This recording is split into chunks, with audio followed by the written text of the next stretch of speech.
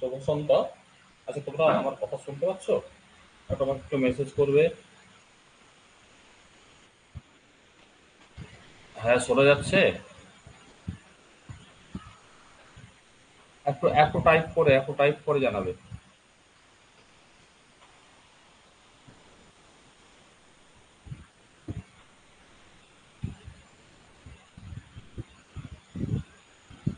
আচ্ছা, আচ্ছা। আচ্ছা, বেশ। আমরা রবিবারে আমাদের বাংলা যে ক্লাসটা হয়, একটু সমস্যার কারণে এখন সেটা যেহেতু সোমবারটা ফ্রি আছে তোমাদের, এই জন্য সোমবার ক্লাসটা করাবো বেশ কিছুদিন। তারপরে আবার আমরা রবিবারে চলে যাব। আমার একটু রবিবারে একটু অন্য একটু সমস্যা হয়ে গেছে, ওই জন্য রবিবারে আপাতত ক্লাসটা সোমবারে হবে। তো আজকে আমরা আহ, পড়বো যেটা, সেটা হচ্ছে যে বাক্য। বাক্য অনেক বড় একটা চ্যাপ্টার, এবং বাক্য আপাত দৃষ্টিতে অনেকের কাছে সহজ মনে হলেও বাক্যের যে আহ, প্রশ্নগুলো, সেই প্রশ্নগুলো সবসময় কিন্তু খুব একটা সহজভাবে আসে না। যেমন গতবারে নয়, তার আগের বার একটা প্রশ্ন এসেছিল বাক্য থেকে, কিছুই না, উদ্দেশ্য এবং বিধেয় নির্ণয় করতে দেওয়া হয়েছিল, এবং তাতে দেখা গিয়েছিল যে এত টাফ, এত টাফ, যে অনেকেই কনফিউজ ছিল যে কোনটা হবে। আবার সরল বাক্য এবং জটিল বাক্য, গঠনগত দিক থেকে কোনটা হবে, এই সমস্ত সমস্যাগুলো আছে। সেই জন্য আজকে আমি এই টপিকটাকেই ঠিক করলাম। তারপরে আমরা কারকের দিকে যাব। ও আর একটা কথা বলে রাখি, সেটা হচ্ছে যে গত ক্লাসের আমাদের যে পিডিএফটা, সেই পিডিএফটা একটু কাজ বাকি আছে। আহ, এই সপ্তাহের মাঝখানে একদিন ওটা আপলোড করে দেবো, গত ক্লাসের যে পিডিএফটা। যদিও ক্লাস খুব কম সংখ্যক করে, আমি জানি না অন্যান্য ক্লাসগুলো কতজন কি করে, কিন্তু আমাদের একটা বিষয় হচ্ছে যে এই মুহূর্তে সমস্ত দিকটা একটু ঢিলেঢালা হয়ে গেছে। আমি জানি না অন্যান্য ক্লাসগুলো কিভাবে এগোচ্ছে, আমি নিজেও প্রায় 1 মাস 1.5 মাস মতো ক্লাস নিতে পারিনি শারীরিক সমস্যার কারণে। তো যাই হোক, এরপরে ক্লাসগুলো কন্টিনিউই হবে। তো কথা না বাড়িয়ে শুরু করি, কারণ এমনিতে অনেকটা রাত্রে শুরু হচ্ছে। আগামী হয়তো কিছুদিনের মধ্যে আর একটু অ্যাডভান্স শুরু করা যাবে। তো এখন বাক্য বিষয়টা কি, এটা আমাদের প্রথমে জানতে হবে। বাক্য সংস্কৃত যে ব্যাকরণ, সংস্কৃত ব্যাকরণে বাক্যের সংজ্ঞা হিসেবে এই সংজ্ঞাটা দেওয়া আছে: আখ্যাতং, সাব্যয়ং, সকারকং, সকারক বিশ্লেষণং, বাক্য সংজ্ঞকং ভবতি। এই যে আখ্যাতং, এইখানে একটা কথা বলে রাখি, এই আখ্যাকথং কথার যে বিষয়টা, তার মানে এইটাতে কি আছে, এই আখ্যাতং বিষয়টাতে ধাতু আছে, ক্রিয়া আছে, ধরে রেখে হবে। এটা হচ্ছে ক্রিয়া। সাববয়ং, অর্থাৎ এখানে অব্যয় আছে। সকারক, অর্থাৎ এখানে কারক সম্পর্কের কথা বলা হচ্ছে। তার সঙ্গে কি আছে, তার সঙ্গে বিভিন্ন ধরনের যে বিশেষণ বা অন্যান্য যা কিছু আছে, সেই সমস্তগুলো আছে। এই যাবতীয় সমস্ত কিছু নিয়ে হচ্ছে বাক্য। এখন আমরা যখন আহ, বাক্য একটা নির্ণয় করছি, তখন সেখানে কি করছি, বাক্যের সংজ্ঞা যখন দিতে যাচ্ছি, তখন সেখানে আমরা বাক্যের একটা সংজ্ঞা মোটামুটি দিয়ে দিই। কিরকম? ধরো, এক কথায় যদি আমরা বলি, তাহলে পরে দেখা যাবে যে বাক্যের সংজ্ঞা দিতে গিয়ে বললাম যে কতকগুলি পদ,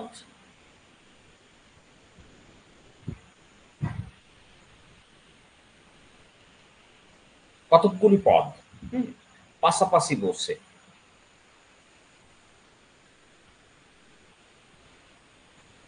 বক্তার মনের ভাব সম্পূর্ণ রূপে প্রকাশ করলে তাকে বাক্য বলে। আমি আমি খুব সংক্ষেপে, মানে আমাদের যেহেতু খুব বেশি ডিটেলসে যাব না ব্যাকরণটাতে, এখান থেকে কিছু কিছু সাধারণ প্রশ্ন হয়তো আসতে পারে, সংক্ষেপ বিষয়টাকে বোঝানোর চেষ্টা করি। তো এখন এই হচ্ছে বইগুলো সাধারণত আমাদের বাক্যের সংজ্ঞা দেয়। এখন এই অনুযায়ী যদি বাক্য আমাদের ঠিক করতে হয় তাহলে বিষয়টা কিরকম দাঁড়ায়? মনে করো বললাম যে অন্ধ বালকটি, একটা উদাহরণ যদি এই বাক্যের সংজ্ঞা হয় তাহলে একটা উদাহরণ নিই। অন্ধ বালকটি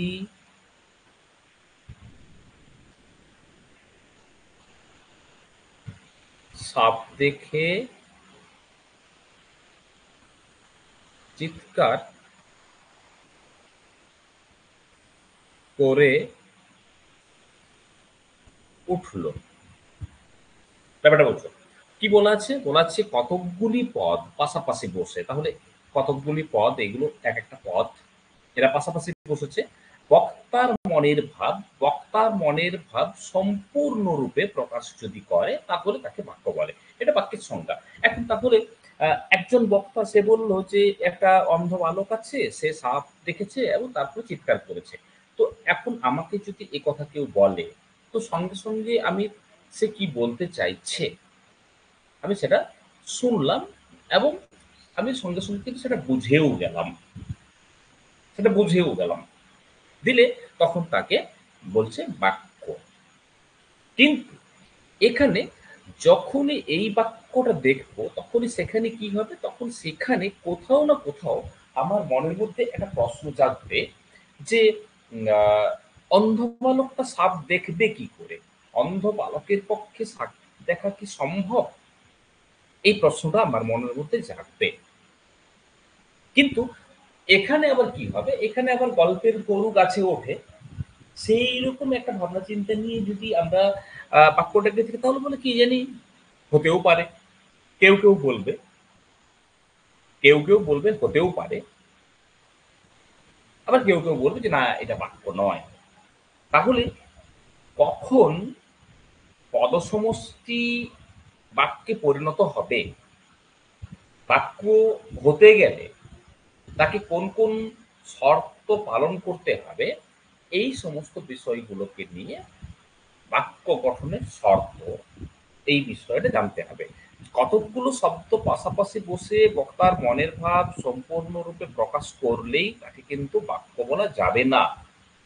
তাকে বাক্য হতে গেলে অতি অবশ্যই কয়েকটা শর্ত পালন করতে হবে। কি কি শর্ত পালন করতে হবে? প্রসন্নচন্দ্র বিদ্যারত্ন বলে একজন ব্যাকরণবিদ, তিনি বাক্যের সংজ্ঞা দিতে গিয়ে বলছেন যে আকাঙ্ক্ষা, যোগ্যতা এবং আসক্তি, বানানটা ভালো করে খেয়াল করতে হবে। বানানটা কিন্তু আসক্তি নয়, তয়ে তয়ে হস্যই নয়। ঠিক আছে? বানানটা কি না, বানানটা হচ্ছে আসক্তি, ফলে এই বানানটা কিন্তু নয়, এটা সঠিক বানান, বানান ভুল নেই। ঠিক আছে? তাহলে আকাঙ্ক্ষা, যোগ্যতা এবং আসক্তিযুক্ত পদসমূহকে বাক্য বলে। সেখানে বক্তার মনের ভাব সম্পূর্ণরূপে প্রকাশ করার কথা বা আরো অন্যান্য কিছু বললেন না। কেন বললেন না তার কারণ আমি পরে বলছি। প্রসন্নচন্দ্র বিদ্যারত্ন এই কথাটা বললেন। বিশ্বনাথ কবিরাজ সবথেকে বড় ব্যাকরণবিদ যাকে আমরা বলি, এখন আলংকারিক, তিনি বলছেন যে বাক্যং স্যাত যোগ্যতা আকাঙ্ক্ষা আসক্তিযুক্ত পদচ্চয়, সংস্কৃত ভাষায় তিনি বললেন। তিনিও কিন্তু এই যে যোগ্যতার কথা বললেন, এই যে আকাঙ্ক্ষা প্রসন্নচন্দ্র বলছে সেই আকাঙ্ক্ষার কথা, আবার এই যে আসক্তি, এই আসক্তিযুক্ত, এই তিনটে বৈশিষ্ট্যই কিন্তু বিশ্বনাথ কবিরাজও বললেন। যে বাক্য কি না, বাক্য হচ্ছে এমন পদসমষ্টি, এই যে পদসমূহ এবং পদচ্চয় এই দুটো একই বিষয়। তো এমন পদসমষ্টি যার মধ্যে কি থাকবে না, যার মধ্যে আকাঙ্ক্ষা থাকবে, যোগ্যতা থাকবে এবং আসক্তি থাকবে। আবার দেখা যাবে যে এই যে যোগ্যতা, এইটা কি হচ্ছে, এইটা হচ্ছে বাক্য গঠনের একটা শর্ত। পদসমূহ বা পদচ্চয় বা পদাবলী বা যা খুশি বলি না কেন, তাকে বাক্য হতে গেলে তিনটে শর্ত পালন করতে হয়। একটা কি, একটা হচ্ছে যোগ্যতা। দু নম্বর হচ্ছে কি, দু নম্বর হচ্ছে আকাঙ্ক্ষা। এই যে এখানে আকাঙ্ক্ষা বলেছে, তিনজনই আকাঙ্ক্ষার কথা বলেছেন, তার মানে এটা হচ্ছে দু নম্বর শর্ত। আর তিন নম্বর শর্ত হচ্ছে কি, তিন নম্বর শর্ত হচ্ছে আসক্তি। ফলে এই তিনটি শর্ত যদি কোনো পদসমষ্টি মেনে চলে তাহলে তখন সেই পদসমষ্টিকে বাক্য বলা হবে। এখন আমরা দেখব যে এখন এই যে আহ, বৈশিষ্ট্যগুলোর কথা বা শর্তগুলোর কথা বলছেন সেগুলো কি ধরনের, মানে যোগ্যতা। যোগ্যতা কি? যোগ্যতা হচ্ছে সেই জিনিসটা, একটা কবিতার লাইন দেখো, যদিও এটা আমি জাস্ট একটা উদাহরণ হিসেবে নিয়েছি, পরে আমি বিষয়টা একটু ক্লিয়ার করবো। দেখো বলছে, আকাশ শেথা সবুজ বরণ, গাছের পাতা নীল, ডাঙ্গায় চরে রুই কাতলা, জলের মাঝে চিল। এখন এই যে কবিতা, এখন এই কবিতাতে ভালো করে খেয়াল করে দেখো যে এখানে আকাশ কখনো সবুজ বর্ণের হয় না, গাছের পাতা নীল হয় না, রুই কাতলা ডাঙায় চড়ে বেড়ায় না, আর জলের মাঝে চিলও থাকে না। কি করে বললাম? কি করে বললাম? কারণ কি, আমরা জানি আকাশ নীল হয়, আকাশের আকাশের যে মেঘ সেখানে বিচিত্র বর্ণের হয়, কখনো লাল হয়, কখনো বিভিন্ন বিভিন্ন টাইপের মেঘ হয়। কিন্তু যখন যখন কাউকে তুমি বলবে, তখন বলে আকাশের রং কি, না আকাশের রং হচ্ছে নীল। গাছের পাতার রং কি, না গাছের পাতার রং হচ্ছে সবুজ। কেন? না কারণ পাতাবাহার যে সমস্ত গাছগুলো তাদের বিচিত্র ধরনের রং হতে পারে, কিন্তু স্বাভাবিক যে গাছের পাতার যে রংটা সেটা কিন্তু সবুজ হয়। তেমনি আকাশ নীল হয়। এই যে ডাঙ্গা, এই ডাঙ্গাতে কে থাকতে পারে? চিল থাকতে পারে। আর এই যে জল, এই জলের মাঝে এই রুই কাতলা থাকতে পারে। কিন্তু এখানে কি করা হলো? এখানে দেখা গেল সম্পূর্ণ ভিন্ন একটা ধারণা দেওয়ার চেষ্টা করা হচ্ছে। এটা একটা মজার ছলে একটা কবিতা, কিন্তু আমাদের যে বাস্তব বোধ মাথায় রাখতে হবে, এই জিনিসটা খুব করতে হবে। আমাদের বাস্তব কিছু বোধ বা বাস্তব অভিজ্ঞতা বলি, অভিজ্ঞতা। হুম।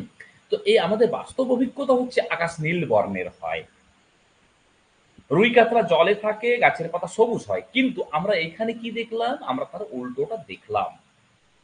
যদি আমাদের এই বাস্তব অভিজ্ঞতার সঙ্গে এই যে বক্তব্য, তার যদি সামঞ্জস্য না থাকে, অর্থাৎ সামঞ্জস্যহীন হয়, তাহলে পরে তাকে বাক্য বলা যাবে না। বাক্য হওয়ার তার যোগ্যতা নেই। ওই যে বললাম, অন্ধ বালকটি সাপ দেখে চিৎকার করছে, অন্ধ বালক সাপ দেখতে পারবে না, এইটা হচ্ছে আমাদের বাস্তব অভিজ্ঞতা। কারণ আমরা জানি অন্ধ দেখতে পায় না। ছেলেটি আগুনে সাঁতার দিচ্ছে, আগুনে সাঁতার, খেয়াল করে দেখো, আগুনে সাঁতার দেওয়া যায় না, এটা আমরা বাস্তব অভিজ্ঞতায় জানি। ফলে এটাও বাক্য নয়। গরুগুলি আকাশে উড়ছে, গরু আকাশে উড়তে পারে না, এটা আমরা আমাদের বাস্তব অভিজ্ঞতায় জানি। ফলে এইগুলো বাক্য নয়। অর্থাৎ কেন বাক্য নয়? তার কারণ সঙ্গতিপূর্ণ, সঙ্গতিপূর্ণ অর্থ প্রকাশ করতে হবে। যোগ্যতা মানে যখন কোনো পদসমষ্টি একটি সঙ্গতিপূর্ণ অর্থ প্রকাশ করে, তখন তাকে যোগ্যতা বলে। অর্থ প্রকাশ করলেই হবে না, এগুলো প্রত্যেকটাতেই অর্থ আছে। আগুনে সাঁতার দিচ্ছে, গরুগুলি আকাশে উড়ছে, অমাবস্যার চাঁদের আলোয় পৃথিবী ঝলমল করছে, প্রত্যেকটা মানে আছে। প্রত্যেকটা বক্তার মনের ভাবকে সম্পূর্ণরূপে প্রকাশ করছে। কিন্তু বাক্য নয়। কেন নয়? কারণ ওই যে অর্থটা প্রকাশ করছে সেটা সঙ্গতিপূর্ণ নয়। এটা গেল একটা বিষয়। ২ নম্বর হচ্ছে যে আমাদের আমাদের কিছু কিছু কনসেপ্ট আছে, কিছু কিছু ধারণা আছে। কোনো বিষয় সম্পর্কে আমাদের অভিজ্ঞতা নেই, কিন্তু আমাদের কিছু সাধারণ বোধ আছে। কিরকম? মনে করো, যেমন ধরো বললাম ধবধবে, ধবধবে, বললাম কুচকুচে, বললাম টকটকে। হুম। এখন এই যে এইগুলো ৩ টে শব্দকে এদেরকে বলা হয় ধ্বন্যাত্মক শব্দ, হ্যাঁ? ধ্বন্যাত্মক বিশেষণ এরা। এদের নিজস্ব কোনো অর্থ নেই। কিন্তু এরা অন্য শব্দের আগে ব্যবহার হয়ে এরা অর্থ প্রকাশ করে। এখন এই ধব বললাম, ধবধবে লাল, কুচকুচে সাদা, ঠিক আছে? আর টুকটুকে কালো, কালো। তোমাকে কেউ বলল একেবারে ধবধবে একটা লাল জামা পরেছিস, কুচকুচে সাদা শাড়ি পরে কোথায় যাচ্ছ,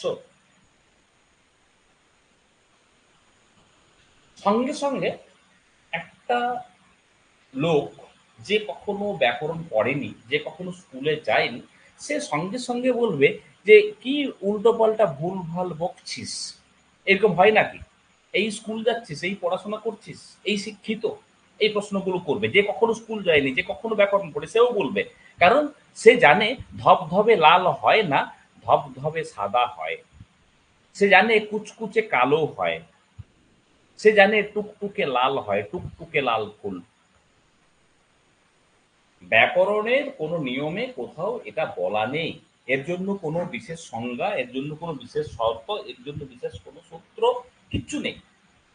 তা সত্ত্বেও লোক সাধারণের অভিজ্ঞতাতে দীর্ঘদিন ধরে এটা গেঁথে আছে যে এই শব্দটা এই শব্দটার সঙ্গে যায়।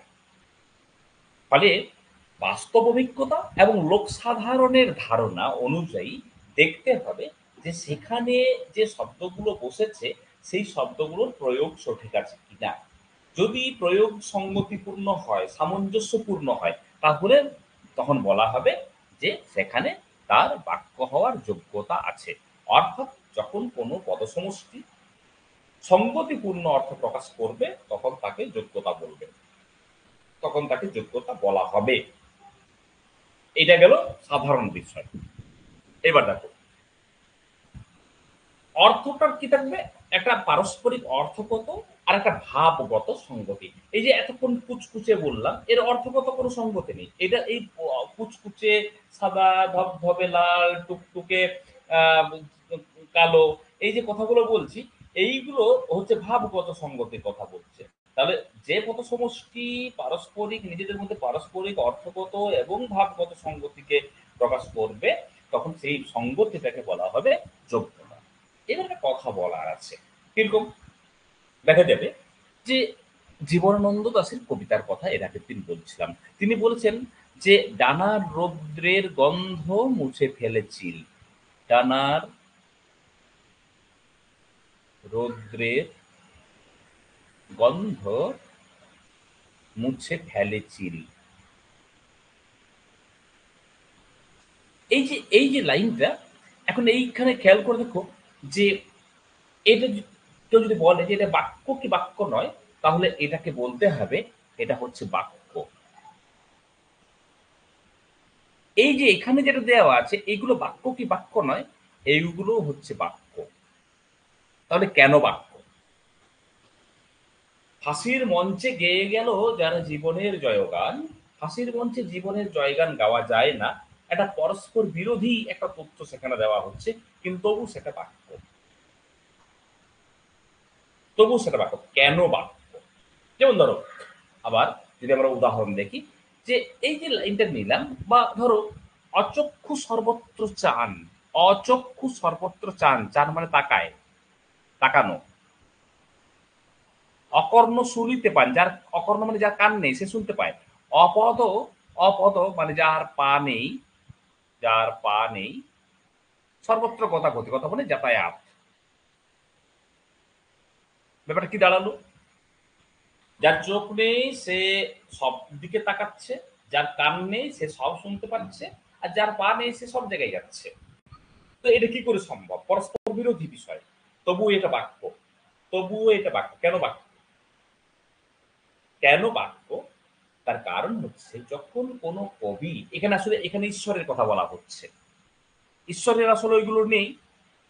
আমরা দেখতে পাই না তার কান আছে কি নেই, তার চোখ আছে কি নেই, তার পা আছে কি নেই, কিন্তু ঈশ্বর সব জায়গায় থাকেন। যারা ঈশ্বরে বিশ্বাস করে তারা এটা মনে করে। তো তাহলে ঈশ্বরের কথা বলা হচ্ছে।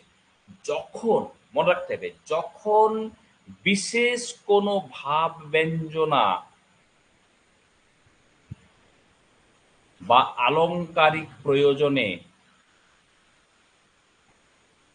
কোনো কবি সাহিত্যিক এই ধরনের কথা বলবেন, তখন সেটাকে বাক্য হিসেবে ধরতে হবে। অর্থাৎ সহজ কথায় বলি, সেটা হচ্ছে কোনো কবিতার লাইন বা বিখ্যাত কোনো ব্যক্তির কোনো যদি উক্তি হয়, যার সঙ্গে ভাবগত অর্থগত সঙ্গতি নেই, তবুও সেটাকে বাক্য হিসেবেই আমরা কিন্তু ধরব। এইটা সাধারণ মানুষের কথা বা গদ্যের সঙ্গে কবিতার লাইনের পার্থক্য। ওই যে ডানার রৌদ্রের গন্ধ মুছে ফেলেছিল, হ্যাঁ, তো এই যে রৌদ্রের কোনো গন্ধ হয় না, তবুও ওটা বাক্য। মুখের ভাবগত অর্থগত সঙ্গতি নেই, তবু সেটাকে বাক্য বলতে হবে। অন্ধ ছেলেটি সাপ দেখে চিৎকার করে উঠলো, এটা বাক্য নয়, কারণ এটা আমার কথা। অথচ এখানে বলা হোক কারণ অন্ধ দেখতে পায় না, কিন্তু এখানে অচক্ষু দেখতে পায়, কারণ এটা আমার কথা নয়, এটা কবির কথা। কালা লোকটি চিৎকার শুনে ছুটতে লাগলো। কালা লোক শুনতে পায় না, অথচ এখানে অকর্ণ শুনতে পায়। ফলে যখন কবিতার লাইন হবে, যখন সেখানে ভাব ব্যঞ্জন থাকবে, যখন সেখানে আলংকারিক প্রয়োগ থাকবে, যখন বিশেষ কোনো বক্তব্য প্রকাশের জন্য কোনো কবি সাহিত্যিকরা এই ধরনের কথা বলবেন, তখন সেটাকে বাক্য হিসেবে ধরতে হবে, অর্থাৎ তার যে বাক্যগত হওয়ার যোগ্যতা আছে। আর না হলে পরে সাধারণ মানুষের কথাগুলো যখন থাকবে, তখন সেখানে তার যোগ্যতা নেই। আশা করি ক্লিয়ার হয়েছে, এটা তার পড়ে থাকবো না। এরপর চলে যাচ্ছে আকাঙ্ক্ষা।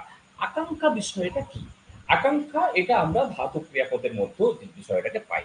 যেমন এখানে এই উদাহরণটা দরকার ছিল না, এটা ভুল ক্রমে এসেছে। আকাঙ্ক্ষা বিষয়টা কি? যে আকাঙ্ক্ষা, এগুলো আমার কি হলো, যাই হোক একটু দেখে নিই। আহ, এটাকে ভুলে যাও। দেখো আকাঙ্ক্ষা বিষয়টা কি? আকাঙ্ক্ষা বিষয়টা হচ্ছে এই, যে যখন কোনো কিছু শোনার ইচ্ছা, সেই ইচ্ছা বা আগ্রহ, তাকে আকাঙ্ক্ষা বলে। যদি কোনো পদসমষ্টি এই আকাঙ্ক্ষা পূরণ করতে না পারে, অর্থাৎ কতকগুলো পদসমষ্টি ব্যবহার হওয়ার পরে যদি আরো কিছু শোনার আকাঙ্ক্ষা থাকে, তাহলে বাক্য হবে না, বাক্য গঠন হবে না। যেমন হয়তো বললাম, আমি স্কুলে গিয়ে, এখন এখানে এই যে অংশটা, এই অংশটা বাক্য নয়। কেন নয়? তার কারণ হচ্ছে বক্তার মনের ভাবকে সে সম্পূর্ণ প্রকাশ করতে পারছে না, আরো কিছু শোনার ইচ্ছা আছে। এই যে আরো কিছু শোনার ইচ্ছা থেকে যাওয়া, এটাকে বলে আকাঙ্ক্ষা।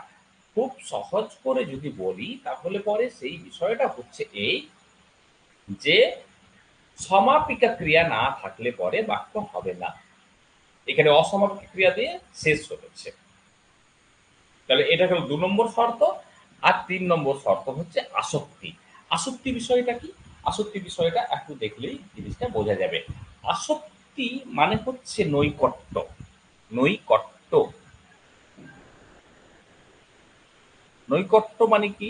নৈকট্য মানে হচ্ছে কাছাকাছি, কাছাকাছি। দেখো, কালো গরুর দুধ সুমিষ্ট হয়, এটা একটা বাক্য। ঠিক আছে, কালো গরুর দুধ সুমিষ্ট হয়। এখন যদি ওই উদাহরণটাকে দেখি, তাহলে পরে আমরা যদি ধরো কবিতার লাইনটাতে পরে যাই। এখন এইটা কি হলো, এইটাকে যদি এমন করা হয় যে গরুর কালো দুধ সুমিষ্ট হয়, তাহলে এখন এখন কি হলো, দেখো এই যে জায়গাটা, এইখানে দুধটা তো কালো নয়, দুধটা তো কালো নয়, উপাদানগুলো আমার সেই আছে। এখানে গরুর আছে, এখানে গরুর আছে, এখানে কালো আছে, এখানে কালো আছে, এখানে দুধ আছে, এখানে দুধ আছে, এখানে সুমিষ্ট আছে, এখানে সুমিষ্ট আছে, এখানে হয় আছে, এখানে হয় আছে। একই উপাদান, শুধু আমি কি করলাম, একটু চেঞ্জ করে দিলাম। বাক্যটা ভুল হয়ে গেল কেন? কারণ এর যোগ্যতা নেই। কেন যোগ্যতা নেই? কারণ দুধ কালো হয় না। যখন ওই যে আমরা প্রথম উদাহরণটা দেখলাম না, সেখানে বলেছে সকারকং, সকারকং কথাটা বলেছে, সকারক। কারক কথার অর্থ হচ্ছে কি না, কারক কথার অর্থ হচ্ছে পদের সঙ্গে পদের অন্বয় বা সম্পর্ক, একটা পদের সঙ্গে আর একটা পদের সম্পর্ক। তাহলে এই যে কালো, এই কালো একটা বিশেষণ, সেখানে ওটা বলি সকারক বিশেষণং, সকারকং সকারক বিশেষণং। তাহলে এই যে বিশেষণটা, এই বিশেষণটা আসলে গরুর বিশেষণ, দুধের বিশেষণ নয়। তাহলে নৈকট্য, নৈকট্য মানে কি? নৈকট্য মানে হচ্ছে যে পরস্পর অর্থ সম্বন্ধযুক্ত যে পদগুলো আছে সেগুলো কাছাকাছি থাকতে হবে। তাহলে এই কালো পদটার সম্বন্ধ আছে গরুর সঙ্গে। তাহলে সেখানে কি করতে হবে? তাহলে সেখানে ওর যে অর্থ সম্পর্কটা আছে সেই অর্থ সম্পর্কটাকে ঠিক রেখে পরপর লিখতে হবে। কিরকম দেখো, একটা আমরা ওই যে কবিতার লাইনটা নিয়েছিলাম, এইটা এখন কবিতা থেকে এখন গান হয়ে গেছে, গান হিসেবে সবার কাছে বেশি পরিচিত। তাহলে বাঁশবাগানের মাথার উপর চাঁদ উঠেছে ওই, মাগো আমার শোলক বোনা কাজলা দিদি কই, বিখ্যাত কাজলা দিদি কবিতা, যতীন্দ্রনাথ যতীন্দ্র যতীন্দ্র মোহনের, যতীন্দ্র মোহন বাগচি। তো এখন সেখানে আমরা যদি এলোমেলো করে দিই, এলোমেলো করে দিলাম ধরো, তারপরে আমাদের বাক্যটা দাঁড়ালো এইরকম: চাঁদ বাগানের মাথার উপর বাঁশ উঠেছে ওই, মাগো আমার কাজলা বলা শোলক দিদি কই। এখন খেয়াল করলে কতটুকু চেঞ্জ করেছি। এই যে বাঁশ ছিল, সেই বাঁশকে আমরা এইখানে দিয়েছি। এই যে চাঁদ ছিল, মানে বাঁশ যদি ১ নম্বর হয় আর এখানে ১ নম্বর নিয়ে এলাম, চাঁদ যদি ২ নম্বর হয় ২ নম্বরটাকে এখানে নিয়ে এসেছি। শোলকটাকে যদি আমরা ৩ নম্বর ধরি, শোলকটাকে আমরা এইখানে ৩ নম্বরে নিয়ে এসেছি। আর কাজরাটা যদি ৪ নম্বর হয় তাহলে ৪টা এইখানে। বাকি কিচ্ছু চেঞ্জ নেই। চাঁদ বাগানের মাথার উপর বাঁশ উঠেছে ওই, মাগো আমার কাজলা বলা সৌরভ দিদি কই। তুমি যদি এই কবিতার এই যে লাইনটা, এই যে এইখানে আমি যেভাবে দিচ্ছি, এটা যদি তাড়াতাড়ি তুমি কোথাও বলো যে এগিয়ে যাও, কেউ বুঝতেও পারবে না, ধরতেও পারবে না। তারা কেন? যারা শুনেছে গানটা তারা মনে করবে এটাই বোধহয় তুমি ঠিকঠাক করে গাইছো। যেভাবে যেভাবে প্রেসক্রিপশনের ভুল বানান থাকলেও যারা ওষুধ দোকানের ওরা ধরে নেয়, ঠিক তেমনি, কারণ সে সঠিকটা জানে, ঠিক তেমনি এই গানটা বা কবিতাটা যে জানে সে ভাববে তুমি ওটাই এ করছো। আর যে একটু খুব এ করে শুনবে সে বুঝতে পারবে যে তুমি আসলে এলোমেলো করে গাইছো, অর্থটা বদলে গেল। কারণ কি এই এই যে বিষয়টা, এই বিষয়টা যদি খুব ভালো করে কেউ নজর না করে তাহলে হয়তো ধরতে পারবে না, একটু মাত্র চেঞ্জ করে দিয়েছি। কিন্তু বাগানটা বাঁশের, চাঁদের নয়।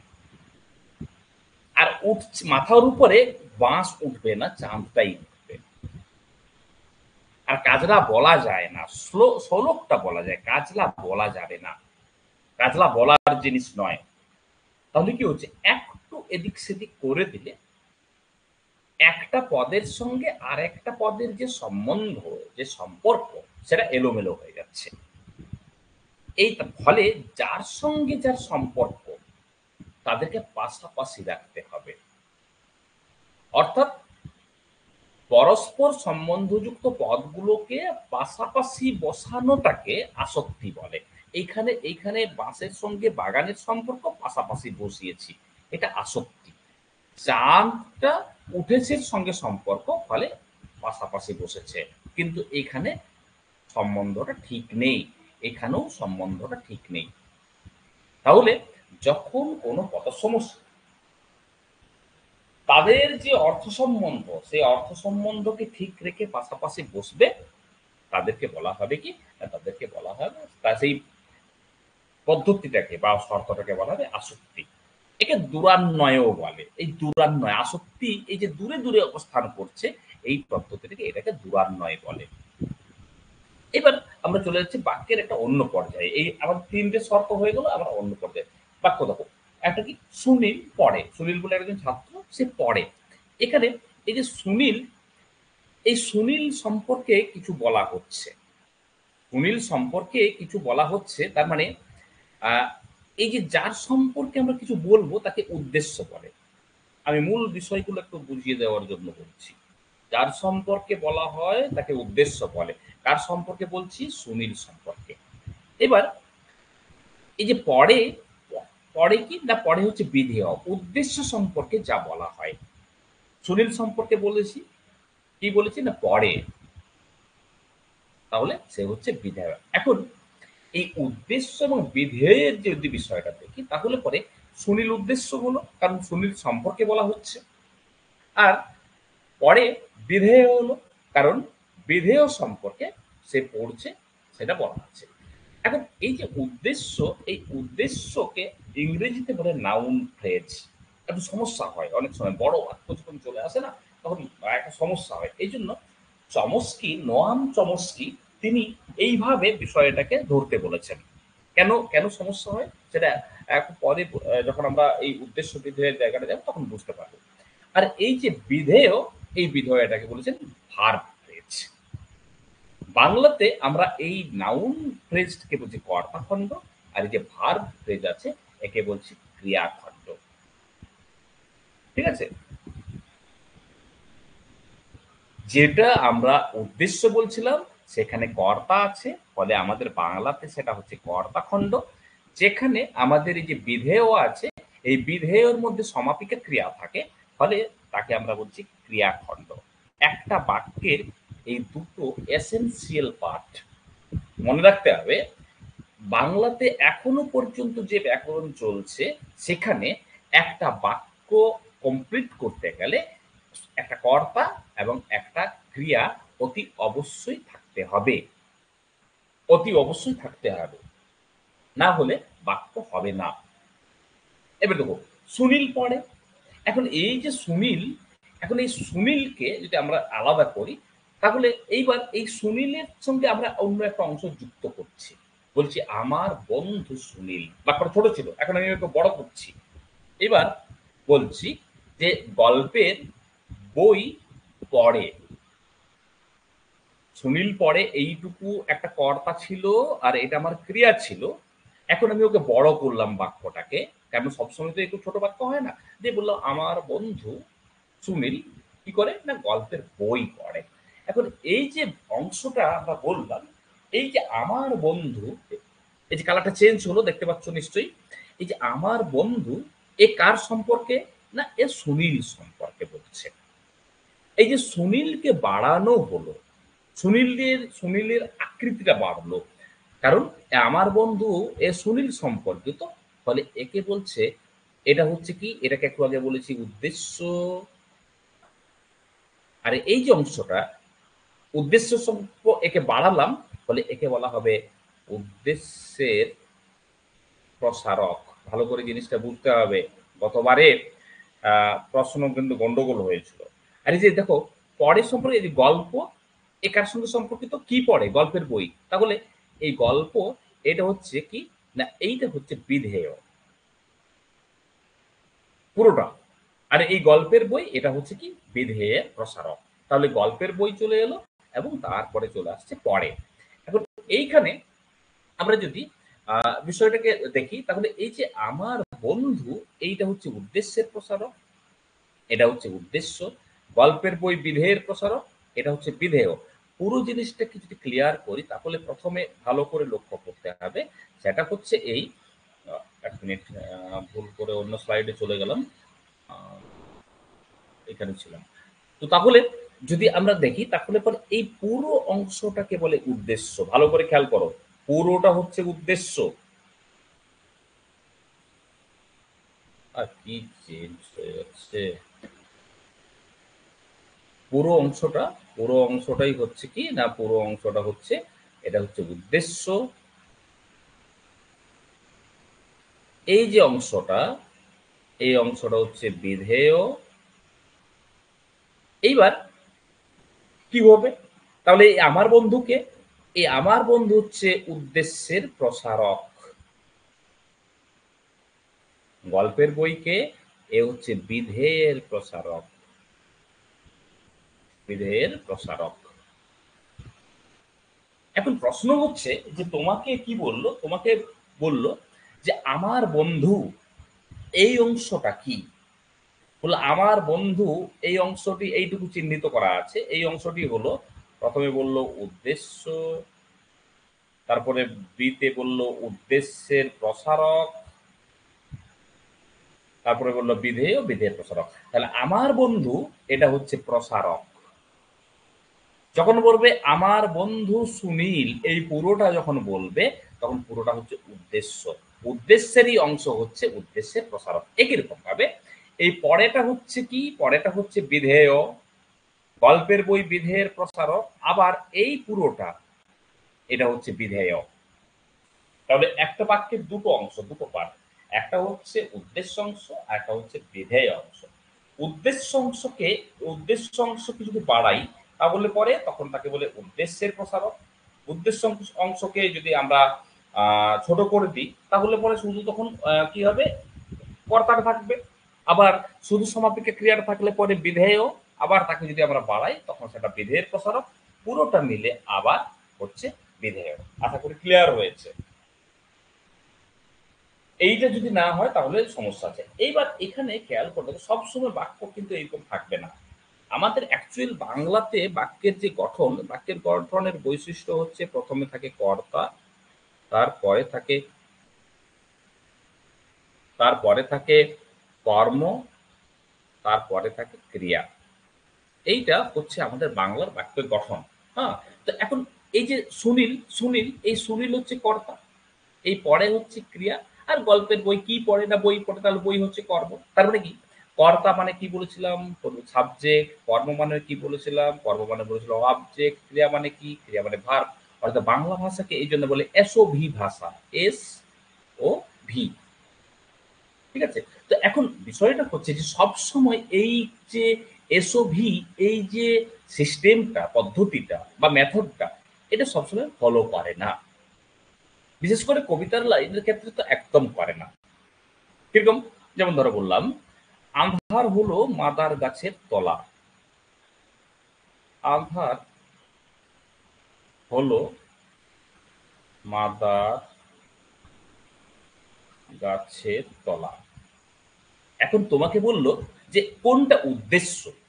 হ্যাঁ, এখন উদ্দেশ্য তোমাকে অপশন দিয়ে দিল যে উদ্দেশ্য কোনটা, তোমাকে বললো আঁধার একটা হতে পারে, তারপরে কি হলো, তারপরে হলো মাদার একটা হলো, তারপরে বললো গাছের তলা আরেকটা। এখন প্রশ্ন হচ্ছে যে উদ্দেশ্য কি না, যার সম্পর্কে বলা হয় সেটা হচ্ছে উদ্দেশ্য। আর বিধেয় কি না, বিধেয় সম্পর্কে উদ্দেশ্য সম্পর্কে যা বলা হবে সেইটা হচ্ছে বিধেয়। এখন তাহলে আমরা এই যে বাক্যটা দেখছি, এটা তো একটা বাক্য, তা এইখানে কোনটা উদ্দেশ্য, এই উদ্দেশ্য নির্ধারণ করার জন্য প্রথম বলে রাখি, মনে রাখবে, সেটা হচ্ছে যে সমাপিকা ক্রিয়াটা দেওয়া থাকবে তাকে কে দিয়ে প্রশ্ন করবে। বেশিরভাগ ক্ষেত্রেই কে দিয়ে প্রশ্ন করলে উত্তর আসবে যদি বাক্যটা কর্তৃবাচ্যে থাকে।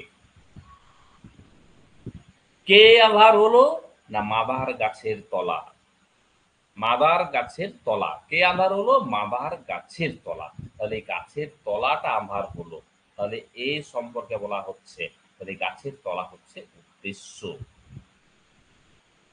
তার মানে বাক্যটা কবিতার লাইন আছে, একে যদি গদ্য হিসেবে সাজানো হয় তাহলে দাঁড়াবে মাদার গাছের তলা আঁধার হলো। যদি কবিতার লাইন দেওয়া থাকে তাহলে ওটা সাজিয়ে নিতে হবে, আঁধার হলো। তাহলে খেয়াল করতে তো মাথার গাছের তলা হচ্ছে এখানে উদ্দেশ্য। এইবার আহ নিশ্চয়ই ব্যাপারটা ক্লিয়ার হয়ে গেছে। তাহলে বাক্য গঠনের তিনটা শর্ত, একটা হচ্ছে যোগ্যতা, যোগ্যতা মানে হচ্ছে ভাবগত অর্থগত সংগতি থাকবে। আকাঙ্ক্ষা, আকাঙ্ক্ষা মানে আর বক্তার কোনো কিছু বলার থাকবে না, যাকে বলা হচ্ছে যে শ্রোতা তার শোনার কোনো আগ্রহ বা ইচ্ছা থাকবে না। আর আসক্তি মানে যে শব্দগুলোকে, যে পদগুলোকে দিয়ে আমরা বাক্য গঠন করছি সেখানে একটা পদের সঙ্গে আরেকটা পদের যে সম্বন্ধ, সেই সম্বন্ধটা বজায় রেখে তাদেরকে বাক্যে সাজাতে হবে বা বসাতে হবে। তারপরে আমরা চলে আসছি কোথায়, তারপর চলে আসছে আমরা উদ্দেশ্য বিধেয়। উদ্দেশ্য এবং বিধেয় অংশ কি, উদ্দেশ্য হচ্ছে যার সম্পর্কে কিছু বলা হয়, বিধেয় কি না বিধেয় সম্পর্কে, উদ্দেশ্য সম্পর্কে যা কিছু বলা হয়। এইবার উদ্দেশ্য সঙ্গে এই যে এই যে উদ্দেশ্য কিন্তু একটা সমস্যা হচ্ছে, আর এই যে বিধেয়, এই দুটো যে বিষয় আছে এই দুটো বিষয়ে দেখতে হবে যে এটা কিভাবে আমার কর্তার সঙ্গে সম্পর্কিত আছে নাকি সম্পর্কিত আছে। এই অংশটা যেটা কর্তার সঙ্গে যুক্ত থাকবে তাকে আমরা বলবো উদ্দেশ্যের সম্প্রসারক, যেটা ক্রিয়ার সঙ্গে যুক্ত থাকবে সেটাকে আমরা বলবো বিধেয়ের সম্প্রসারক। ব্যাস এটুকুই, এখানে অন্য আর কোনো কিছু কিছু নেই। তারপরে এরপর চলে যাচ্ছে বাক্য। এই বাক্যের শ্রেণী বিভাগ।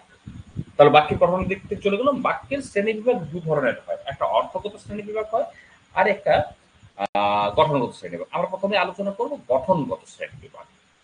গঠনগত শ্রেণীবিভাগের ক্ষেত্রে প্রথম মনে রাখতে হবে যে ম্যাক্সিমাম যে বই, পুরনো যে বই, সেই পুরনো বইয়ে গঠন অনুসারে বাক্যের এই তিনটে শ্রেণীর কথা বলা হয়েছে: সরল বাক্য, জটিল বাক্য, যৌগিক বাক্য। আর এখন ক্লাস 10 এর যে সিলেবাস, সেই ক্লাস 10 এর সিলেবাসের ক্ষেত্রে সেখানে বাক্য দেখা যাবে আরেকটা শ্রেণীর কথা বলা হয়েছে, সেটাকে বলা হচ্ছে মিশ্র বাক্য। এখন মোট এই 4 ধরনের বাক্যের কথা বলা হয়। যদি কারো কাছে পুরনো ব্যাকরণ বই থাকে তাহলে পরে সেখানে হয়তো এমন এই ৩ টে বাক্যই দেখতে পাবে। ১ টা, ২ টো আর এই ৩ টা। এই বাক্যটা মিশ্র বাক্যটা থাকবে না। যদি কারো কাছে আরো মানে ভালো যে সমস্ত ব্যাকরণ বইগুলো, বিশেষ করে সুনীতি কুমার চট্টোপাধ্যায়ের বই থাকে, তাহলে পরে দেখবে যে সুনীতি কুমার চট্টোপাধ্যায় এই জটিল বাক্যকেই কিন্তু মিশ্র বাক্য বলেছেন। আলাদা করে মিশ্র বাক্য বলতে তিনি সেখানে অন্য কোনো বাক্যের কথা বলেননি। কিন্তু সেটা আগেকার ব্যাকরণ। এখন বর্তমান যে ব্যাকরণ, সেই বর্তমান ব্যাকরণ অনুযায়ী আমরা কিন্তু এই ৪ টে বাক্যই কিন্তু শিখব। যারা একটু ব্যাকরণ চর্চা করে, যারা একটু ব্যাকরণ পড়ে, তাদের কাছে যদি তুমি বাক্য সংক্রান্ত বিষয় বলতে যাও, তাহলে বলে, "ও বাক্য, বাক্য তো কিছু না। বাক্য তো একদম জলের মতো, বাক্য সহজ, বাক্য পড়ার কিছু নেই।" কিন্তু যারা ব্যাকরণটা ভালো করে পড়ে তারা জানে যে বাক্য হচ্ছে খুব একটা সহজ কিছু না। বাক্যের মধ্যে বহু জটিলতার জায়গা আছে। বাক্য চিনতে গেলে যে বিষয়গুলো দরকার, সেই বিষয়গুলো সম্পর্কে একটা স্বচ্ছ এবং স্পষ্ট ধারণা থাকা দরকার। তাহলে পরে তুমি বাক্য নির্ণয় করতে পারবে না। অন্তত গঠন অনুযায়ী বাক্য। অর্থ অনুযায়ী বাক্য অনেক সময় হয়ে যায়। গঠন অনুযায়ী বাক্য তুমি কিছুতেই কিন্তু নির্ধারণ করতে পারবে না। আমি ১ম এ পড়াই, তারপরে নিশ্চিতভাবে বুঝতে পারবে যে তুমি যে বাক্য ভাবছিলে, সেই বাক্যের যে ধারণা, সেই বাক্যের ধারণা কিন্তু আদৌ তা নয়। বাক্য কিন্তু অন্য রকমের। তো এখন যাই হোক, এখন আমরা চলে যাই, আমরা একটা বাক্য অন্তত আজকে শেষ করি, বাকি দুটো বাক্য নেক্সট ক্লাসে করবো। দেখো, প্রথমে আমরা সরল বাক্য আলোচনা করি। সরল বাক্য, এখন সরল বাক্য বলতে আমরা কি বুঝি? সরল বাক্য বলতে যেটা আমরা বুঝি সেটা হচ্ছে যে আহ, সরল বাক্যের যদি বৈশিষ্ট্য দেখি তাহলে পরে সংজ্ঞা আমরা পরে করব। সরল বাক্য বলতে প্রথম যে বিষয়টা মাথায় আসবে সেটা হচ্ছে সেখানে একটা উদ্দেশ্য থাকবে। একটা উদ্দেশ্য থাকবে। তাহলে একটা উদ্দেশ্য থাকে, ১ নম্বর। ২ নম্বর হচ্ছে একটা বিধেয় থাকে।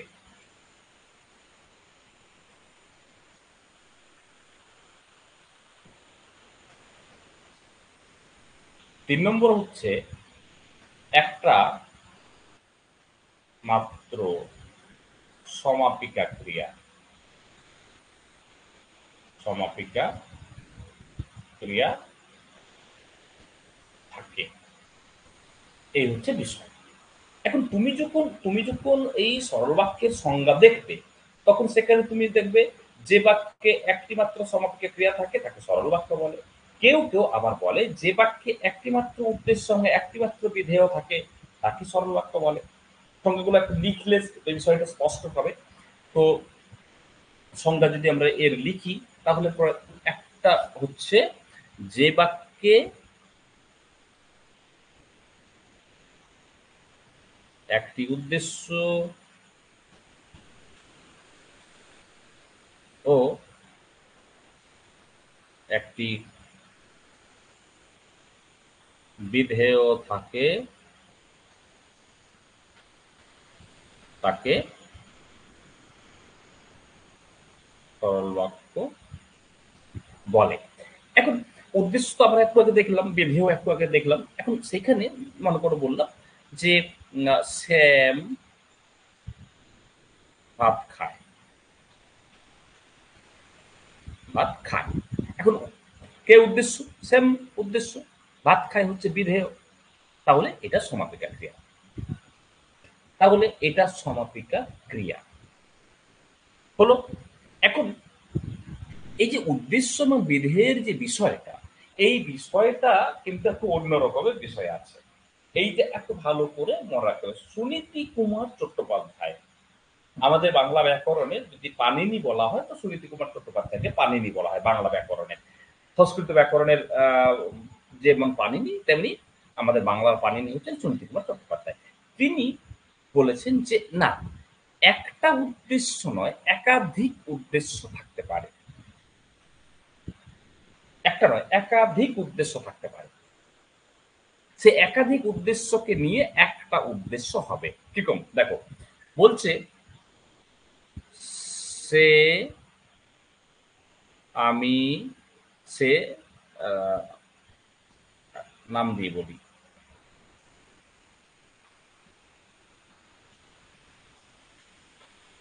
মনে করে বললাম যে রাম, তুমি ও আমি যাব। খেয়াল করে দেখো, বলেছে একটা উদ্দেশ্য থাকতে হবে। রাম একটা উদ্দেশ্য, তুমি একটা উদ্দেশ্য, আমি একটা উদ্দেশ্য, তিনটা উদ্দেশ্য আছে। আমাদের অনেকের ধারণা স্পষ্ট করে দেখবে, এখনই তোমরাও হয়তো মনে মনে কেউ কেউ ভাবছো যে এটা তো সরল বাক্য হবে না, কারণ এটা যৌগিক বাক্য। অনেকে মনে মনে ভাবছো, কেন ভাবছো? তার কারণ এখানে ও ব্যবহার করা আছে। এটা আবার অনেকের ধারণা যে ও এবং কিন্তু যদি মাঝখানে থাকে তাহলে সরল বাক্য হয় না, যৌগিক বাক্য হয়।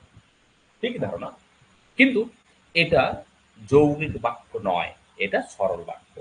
এই বাক্যে একাধিক উদ্দেশ্য আছে,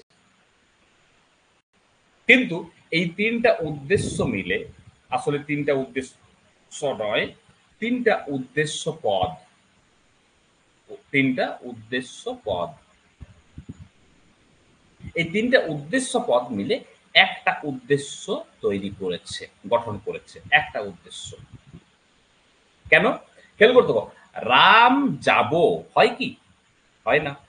তুমি যাব হয় কি? হয় না।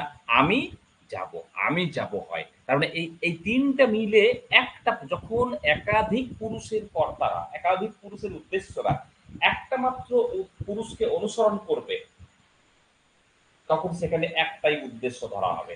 রাম প্রথম পুরুষ, তুমি মধ্যম পুরুষ, আমি উত্তম পুরুষ, কিন্তু ক্রিয়াটা উত্তম পুরুষের আছে। অর্থাৎ একটা মাত্র, যখন কোনো বিধেয় ক্রিয়া বা সমাপিকা ক্রিয়া একটা মাত্র পুরুষকে অনুসরণ করবে, তখন সেটাকে সরল বাক্যই বলতে হবে, সেখানে যা থাক না কেন। এটা মাথায় রাখবে। ও থাক, এবং থাক, কিন্তু থাক, একাধিক নাম থাক, কিচ্ছু যায় আসে না। একটা মাত্র পুরুষকে যদি অনুসরণ করে তাহলে সেটা কিন্তু সরল বাক্যই হবে। না হলে এইখানে ভীষণ ঠকে যাবে। এই যে বাক্য চ্যালেঞ্জ করে বললাম, তোমার পরিচিত তুমি ৫ জন ৭ জনকে এই বাক্য বলবে, দেখবে তারা যৌগিক বাক্য বলবে, সরল বাক্য বলবে না। আর যদি এটা যৌগিক বাক্য করো তাহলে একেবারে ভুল হয়ে যাবে। তার কারণ এখানে একটাই উদ্দেশ্য পদ আছে, সেটা হচ্ছে কি? সেটা হচ্ছে আমি। রাম এবং তুমি তারা কি করেছে? তারা কিন্তু আমির সঙ্গে যুক্ত হয়ে একটা মাত্র একে অনুসরণ করছে। অর্থাৎ এই যে যাব, যে আমাদের যে ক্রিয়াটা আছে, এই যাব ক্রিয়াটা শুধুমাত্র উত্তম পুরুষকে অনুসরণ করছে। ফলে একাধিক যদি উদ্দেশ্য থাকে, কিন্তু যদি সমাপিকা ক্রিয়া ওই একাধিক উদ্দেশ্যের মধ্যে শুধুমাত্র একটা পুরুষকে অনুসরণ করে, তাহলে তাকে সকল সেটা কিন্তু সরল বাক্য হয়ে যাবে। এইটা মনে রাখতে হবে, না হলে সরল বাক্যের ক্ষেত্রে সমস্যা হবে। আর ২ নম্বর হচ্ছে, এইটা মনে রাখতে হবে, এইটা অত্যন্ত গুরুত্বপূর্ণ। একটা সমাপিকা ক্রিয়া থাকে, একটা। আমি এই জায়গাটা মনে থাকে না, আমি দেখেছি। মানে যারা যারা ব্যাকরণটা পড়াচ্ছেন তাদেরকেও আমি ভুল করতে দেখেছি। তাদেরকে যদি কোনো কারণে প্রশ্ন করা হয়, অসতর্কভাবে তারা উত্তর দিলে পরে দেখা যায় ভুল উত্তর দেয়। কিরকম? যেমন দেখো, বললাম আগামীকাল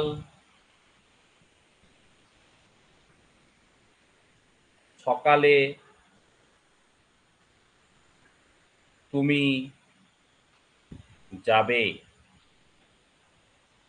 বাক্য পূর্ণচ্ছেদ হয়ে গেল।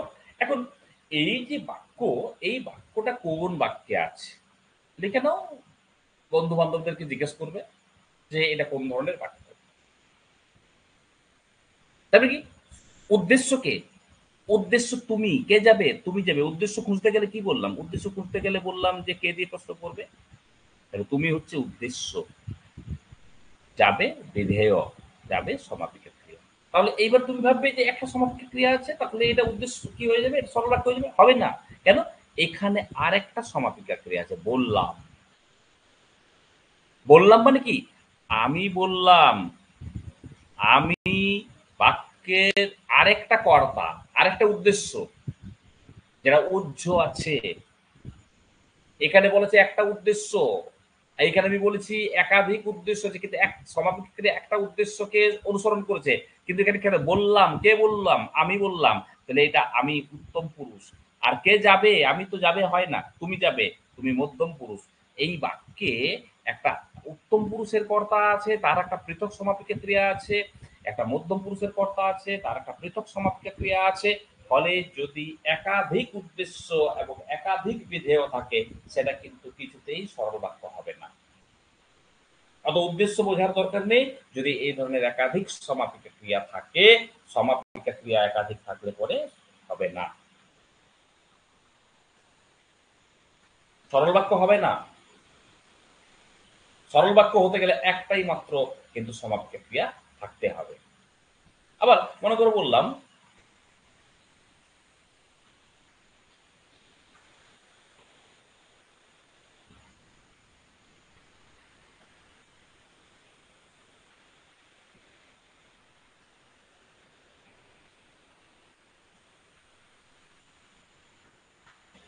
মনে করে বললাম যে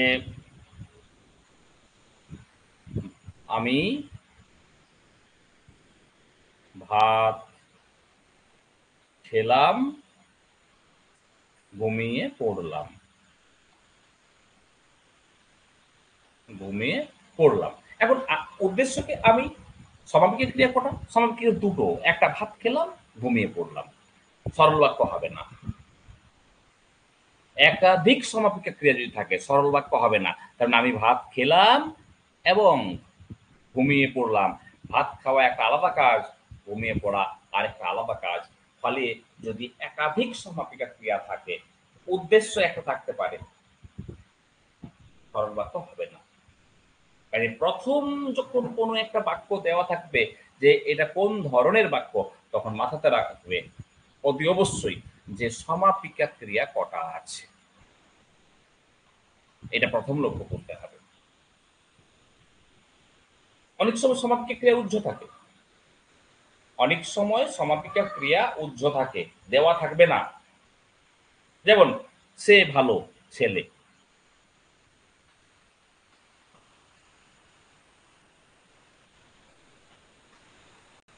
ব্যাস পূর্ণচ্ছেদ। সে হচ্ছে উদ্দেশ্য, ভালো ছেলে এটা একটাও সমাপিকা ক্রিয়া নয়। তার মানে কি?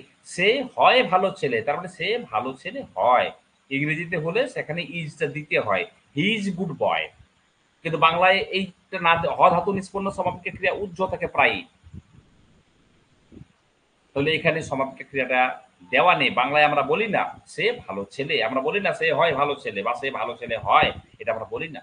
আমরা বলি সে ভালো ছেলে, এটাতেই আমাদের ভাব সম্পূর্ণ হয়ে যায়। কিন্তু ইংরেজিতে হলে সেখানে ইজটা বলতে হয়।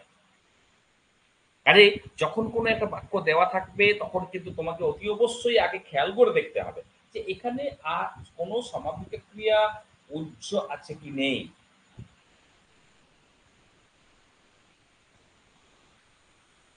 সেখানে কর্তা উহ্য আছে কি নেই, সেটা দেখতে হবে। যেমন দেখলাম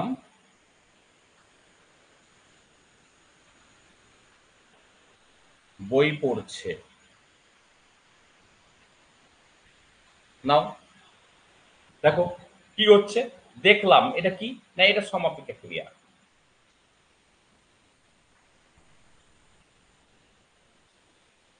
বই কি? বই কর্ম। পড়ছে কি? আবার সমাপিকা ক্রিয়া। কিছু হোক আর না হোক এটা কিন্তু কিছুতেই সরল বাক্য নয়, কারণ এখানে একটা সমাপিকা ক্রিয়া, এখানে দুটো সমাপিকা ক্রিয়া। তোমার প্রথম কাজ হচ্ছে যখন কোনো একটা বাক্য দেওয়া থাকবে তখন সেখানে কি করতে হবে, তুমি আগে ক্রিয়াটা খুঁজবে। সমাপিকা ক্রিয়া কাকে বলে, না যে ক্রিয়া বাক্যের যে অর্থ তাকে সম্পূর্ণতা দান করে বা বাক্যের অর্থকে সম্পূর্ণ করে তাকে সমাপিকা ক্রিয়া বলে। তাহলে প্রথম তুমি দেখবে বাক্যটা ছোট আছে ভাবলেই যে সরল বাক্য হবে, এই ধরনের যে কনসেপ্ট গুলো বা ধারণাগুলো সেগুলো কিন্তু মারাত্মক, সেগুলো আত্মঘাতী। তোমাকে দেখতে হবে সমাপিক ক্রিয়া কটা আছে। দেখো বাক্যে কর্তা নেই, এই যে বাক্য, এই বাক্যে কিন্তু কর্তা দেওয়া নেই, কর্তা উহ্য আছে। দেখলাম মানে আমি দেখলাম, আমি উহ্য। বই পড়ছে, বই পড়ছে মানে কে বই পড়ছে, সে বই পড়ছে বা তারা বই পড়ছে, তাই না? কর্তা উহ্য আছে, থাকতেই পারে। তাহলে আমি দেখলাম যে তারা বই পড়ছে।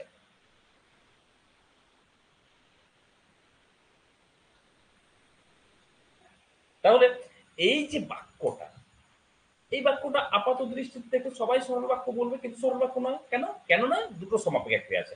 আবার দেখো, আবার একটা বাক্য বলি, ক্রিয়া উহ্য আছে, কিন্তু জলের অপর নাম জীবন সকলেই জানে। বেশ, এখন খেয়াল করতে বলো কোন বাক্যে আছে।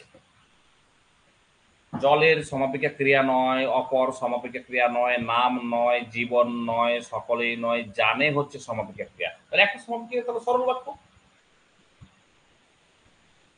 এক- কারণ আমি তো বৈশিষ্ট্যে বলেছি যে একটা সমাপিকা ক্রিয়া থাকলে সরল বাক্য, কিন্তু এটা সরল বাক্যও নয়। কেন সরল বাক্য নয়? তার কারণ হচ্ছে এখানে কিন্তু একটা ক্রিয়া উহ্য আছে। জলের অপর নাম জীবন, এইখানে যদি তুমি পূর্ণচ্ছেদ দিয়ে দাও তাহলে একটা বাক্য হয়ে যাবে। তার মানে কি, জলের অপর নাম হয় জীবন, তাহলে নাম হয় জীবন।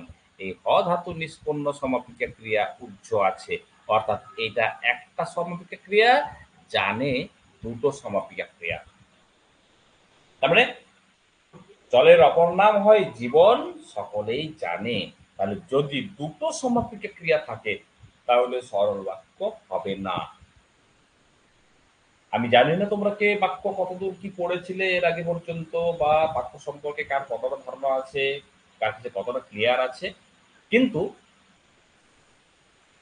বাংলা স্টুডেন্টদেরকে পড়াতে চেয়ে, বাংলা এমএ স্টুডেন্ট যারা আমার কাছে এসএলএসটি বা বিহার বা ঝাড়খণ্ডে দিয়ে পড়ে, তাদেরকে আমি দেখেছি তারা এগুলো অহরহ ভুল করে, তারা এগুলো সব সরল বাক্য বলে, তার কারণ একটা সমাপিকা ক্রিয়া পেয়েছে। বাক্যের যদি মানে আমার আমার কাছে আমি যতগুলো টেস্ট নিই, দেখা যায় যে সব থেকে খারাপ স্কোর যেগুলোতে করে তার মধ্যে বাক্য এবং বাচ্য হচ্ছে বেশি।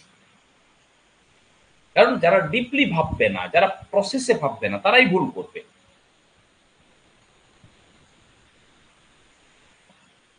কাজে বাক্য সহজ নয়।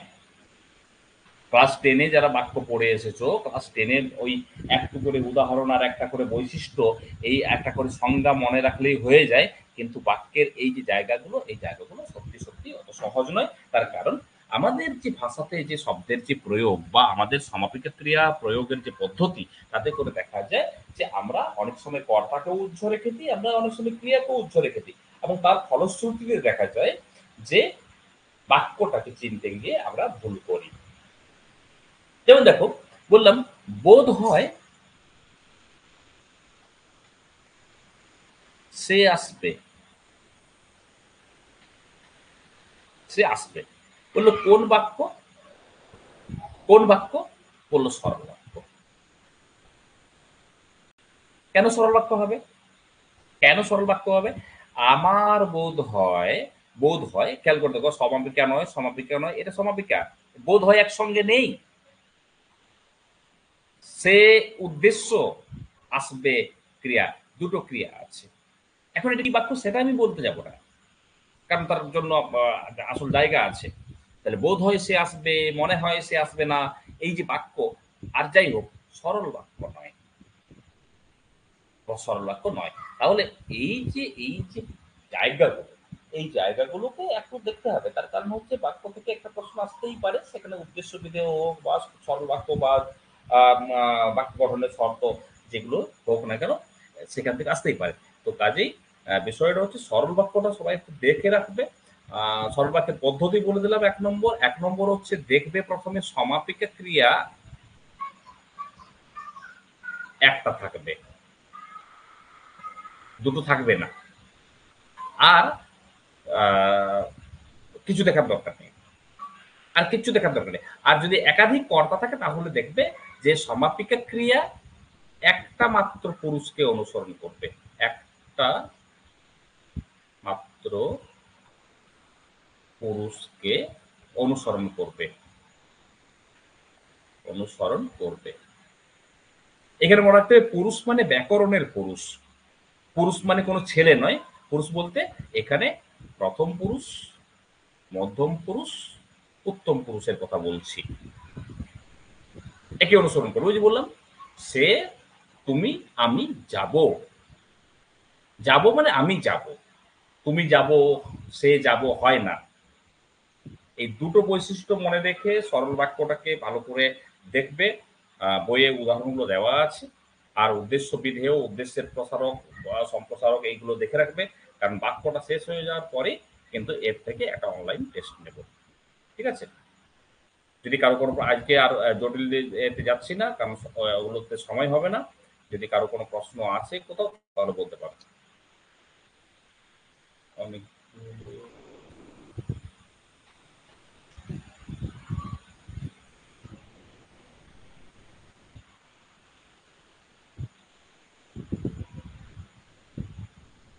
শিক্ষণ সহায়ক উপকরণের যে পিডিএফ আছে পিডিএফটা দিয়ে দেবো। আর ১ মিনিট আমি একটু প্রশ্নগুলো দেখে নিই।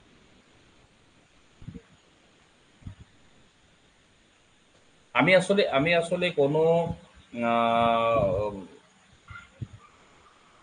সিউডি বলছিল বোঝা যাচ্ছে না।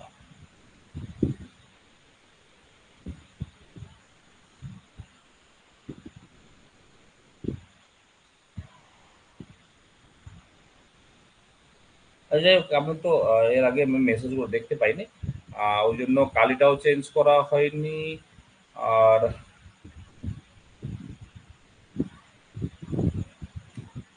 আচ্ছা কেউ কিছু একটা জানতে চাইছে। হ্যাঁ, বলো।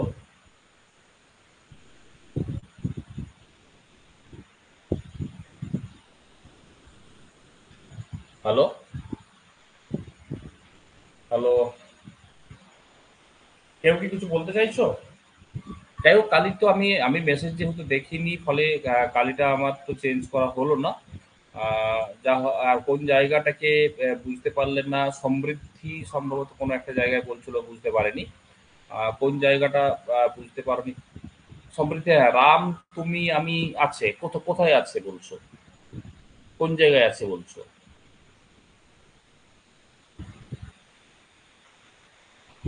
মানে কোন উদাহরণের কথা বলছো? কোথায় আছে আমি বুঝতে পারছি না।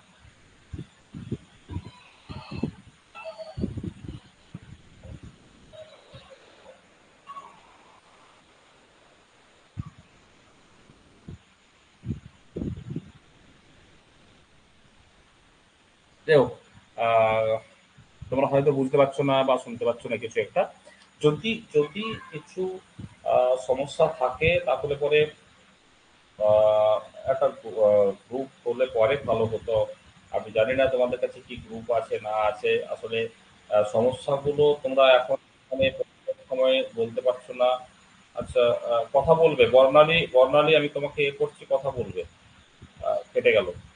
বর্ণালী যদি তুমি আছো তাহলে পরে আরেকবার হ্যান্ড রেজ করো, দিলে কথা বলতে পারবে। বর্ণালী করাই। আরেকবার তুমি ইয়ে করো, দিলে আমি তোমাকে পারমিশনটা দেবো, দিলে তুমি কথা বলতে পারবে।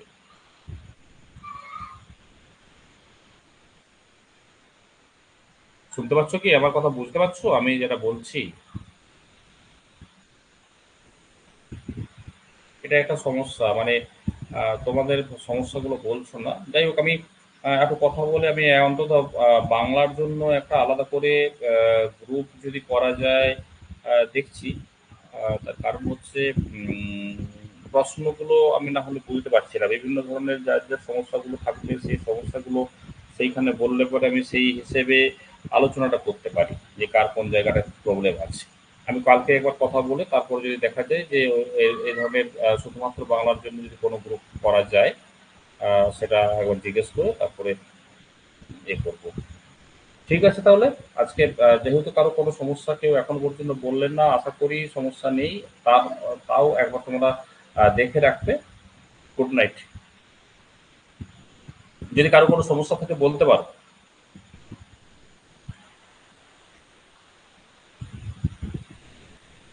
হ্যাঁ, আলাদা আলাদা আলাদা করে যদি গ্রুপ থাকে নিশ্চয়ই ভালো হয়, কিন্তু বিষয়টা হচ্ছে যে আহ, সেটা তো আমি বলতে পারি না।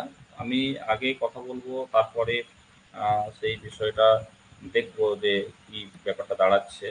হ্যাঁ, নেক্সট ক্লাসে বাকি যে আমাদের যে এগুলো আছে সেই বিষয়টা আলোচনা হবে।